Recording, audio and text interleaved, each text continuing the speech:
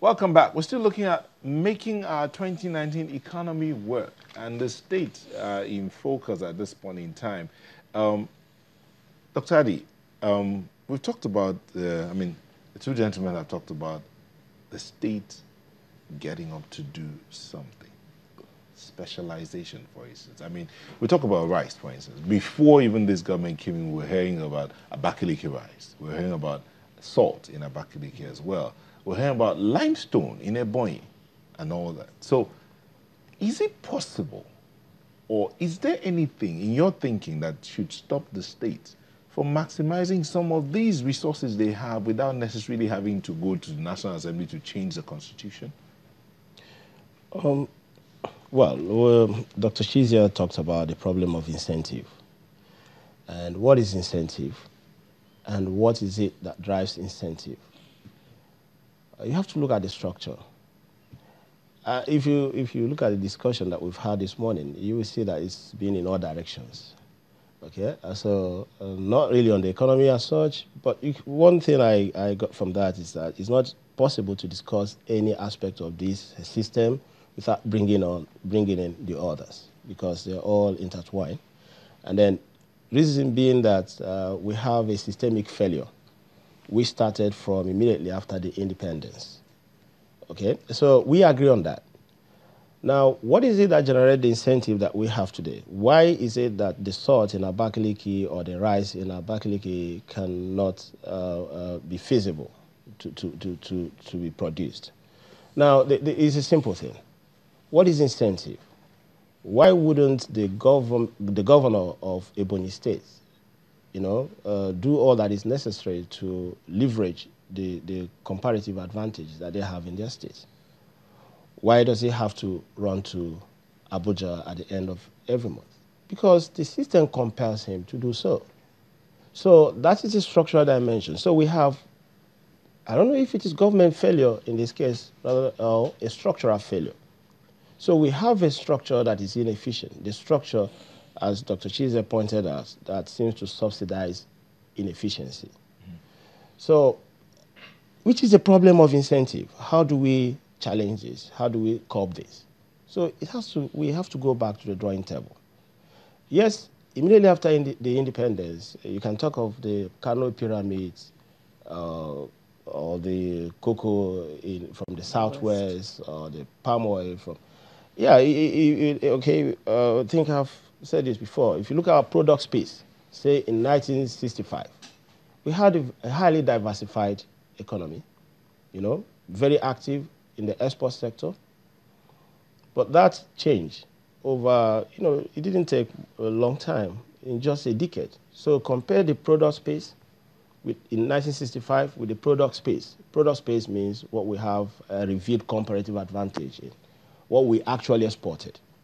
So we were highly diversified in 1965, although along primary, but it doesn't really matter. And then we also diversified a little bit. But if you compare that to what happens today, so if you look at that product space, we can actually find from the World Bank webpage or from these other people at MIT. You see that it's all blank now, meaning that it is it's just oil. We don't have any. Crude oil. So that is all. So what I'm saying, in fact, is that we have a system that allows that to happen. So if there is going to be any change, because what you're essentially saying is diversification of the economy, what's the role of the regions, how do regions begin to, or states, subnational units begin to leverage their natural endowments. You have to go back to the drawing table. Okay. All right.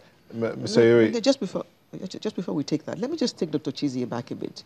You made the connection between the economy and population growth.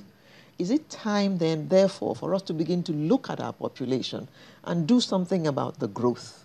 Because you say it's growing at about 3%. Yeah, I say economy is growing about 2.5. The population. Population is higher. Yes, and then growing faster. Even if you say the economy is GDP is only growing by 2.1%, then you're still growing at a slower rate than the rate of the population growth. And if we add to that the fact that also the population concentration in this economy, you can define them. That's why urban centers. You come to Lagos. The facilities in Lagos are overstretched. Because people are flowing to Lagos. This is where it's all happening. So you have that. That's an issue. But then should we go and address population? I think there was a time that someone tried to address it, and that was Oprah. He said, what is it? Is it one man, 4 children, and so on and so forth? And said, well, is it, the person has 4 wives and so on. How do you manage that? I think there are issues. But I think that the point we need to emphasize here, to ensure that we have the viable economy going forward, is that economy. Let's emphasize here. Let's correct this impression. Nigerian economy is diversified. Now, if you look at the sectoral contribution to GDP, agriculture contributes 27%. 27%. 26 about that. I don't have the latest data. I was about to, it is. In fact, oil doesn't contribute that much. Why oil is so important? Is that we are dependent on oil, foreign exchange, on oil of almost 90%. And that's why oil is so important. And you have an operating environment where what we have, we consume we import what we have. And so on. So yeah, so you find that somebody comes and says, you ordered 41 items, you just added one now, fertilizer, that you're not going to import them again. And there's uproar everywhere. And people come and say these are intermediate and so on and so forth. They look at it. Part of the pressure you have in this economy is that we are so dependent on the external sector. And so we have this lazy mentality. So once you can import it and make money, so we just import it. But when you are importing these things, and you're doing what you're doing, like take even the oil which we have a natural endowments in. So that oil is still not refined. Okay. Can I point out? Let me just point out something. We really have to go. So let's just Mr. Yori to say something, especially the education. How can education help in solving this matter of moving the economy forward? Well, basically, like I told you, if you can have a wish to do something, a desire to do something. If you don't have the skills to do it, you're hiding to nothing. So, like I said, you're fighting corruption by policing it, but you need the skill sets to be able to follow the money. So education is everything, really. And if you see the states that made the jump forward, if you look at what Awo did in the Southwest in those days, if you look at what Madbolo did in the East, and what Para did, it was all based on education. We need to be focused and concentrate on education. If you have no skill set, if you don't build capacity, you can't compete.